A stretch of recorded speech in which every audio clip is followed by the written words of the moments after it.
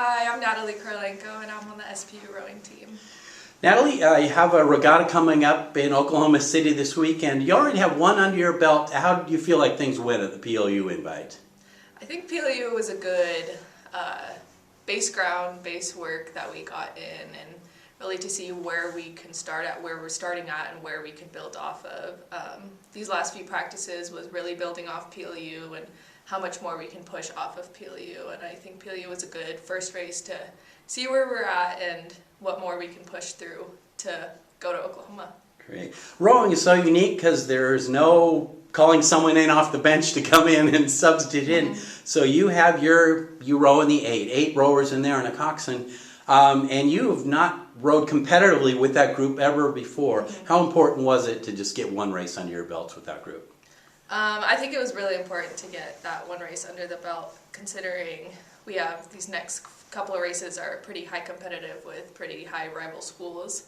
So being able to get in that lineup was really important to just practice and see what that lineup could do, considering we have a little bit of a different lineup now for Oklahoma City, but I think most of the lineup is still there, and it was good to see what that lineup can do beginning of the season and how much more we can push with that lineup with the next good races coming up. Tell us, for those who aren't as familiar with rowing, after you row a race, what do your coaches do to work on and improve things? Do you look at film? What is that process from after a race to show what you can do better for next one? Yeah, so as a boat, I think we all come together and see what technique we really need to work out. One big thing our boat works on a lot is a lot of just technical work, which is so important. A lot of that technical work, Coach Caitlin works with us, is making the boat faster, and a lot of times people just see we just go fast, but a lot of the base work begins with technical work, and with that technical work it makes the boat faster, and that's how we go from there from each race and see which tech work we can do to fix to make the boat go faster. It's spring break academically for school. The rower is still on campus. In fact, you're working even harder than ever. You've got 2 practices a day here for a couple days this week. How difficult is that?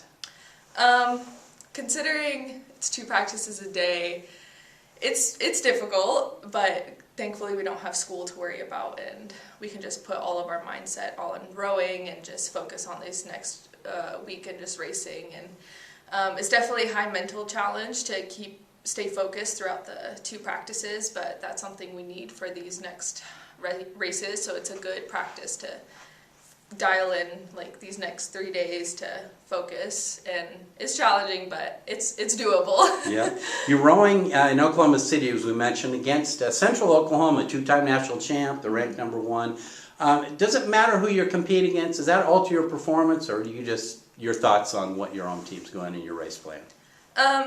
UCO is definitely a big rival school for us, but that's not all important for us. It's definitely getting ahead of UCO, but also getting ahead of schools like Western and schools in the GNAC. So I think it's important that we go out and do and try our hardest at UCO and see how far ahead, how far behind we might get.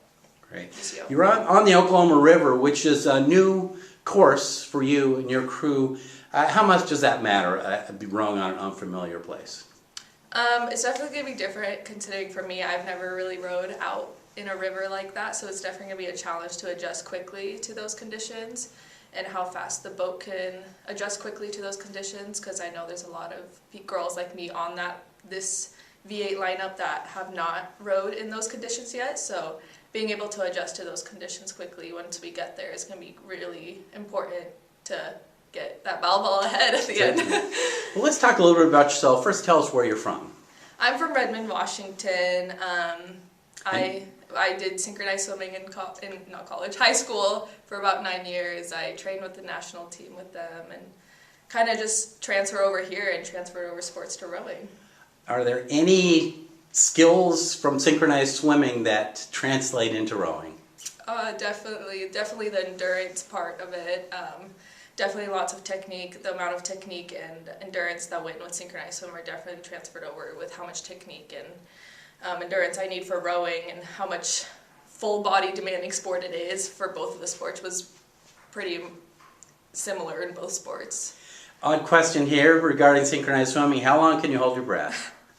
I used to be able to do up to like 2 minutes, but not anymore. Thankfully, you don't need to hold your breath, or hopefully don't need to in rowing. Please, we prefer you to stay in the shell. So Redmond, tell us, if for those not familiar with geography here in the Northwest, if you were to tell us where it is in regard to Seattle, and if you were to hop in a car at your home in Redmond and drive to campus without traffic, how long would that take you? It would be about 30 minutes, so not that bad. It's just east towards more like Snoqualmie area, more towards closer to the mountains. Certainly. Why did you decide to come to Seattle Pacific?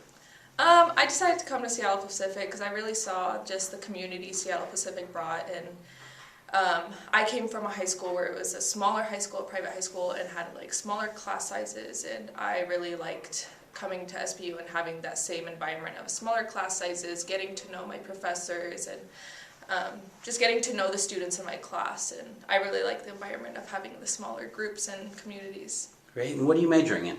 Applied human biology. Wow. And what do you see yourself? You still have a while to go, but do you have a goal and objective in mind, what you'd like to do with that? Yeah, so I want to be a surgical PA, so it's a surgical physician assistant, and I want to be either pediatrics or sports med route for PA.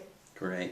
And lastly, your thoughts have been a little bit taken away, obviously, by you have some family near the area where some things are really happening in the world. Tell us a little bit about where your family is and just how they're doing.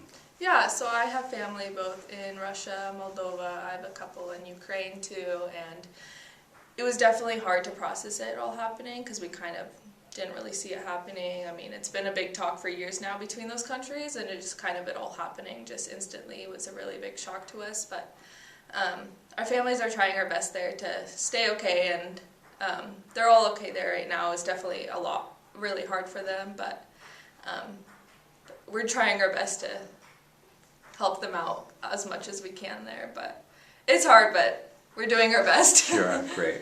Well, Natalie, thank you so much for your time. We appreciate it. Our thoughts and prayers will be with your family, and good luck at the regatta in Oklahoma City. Thank you.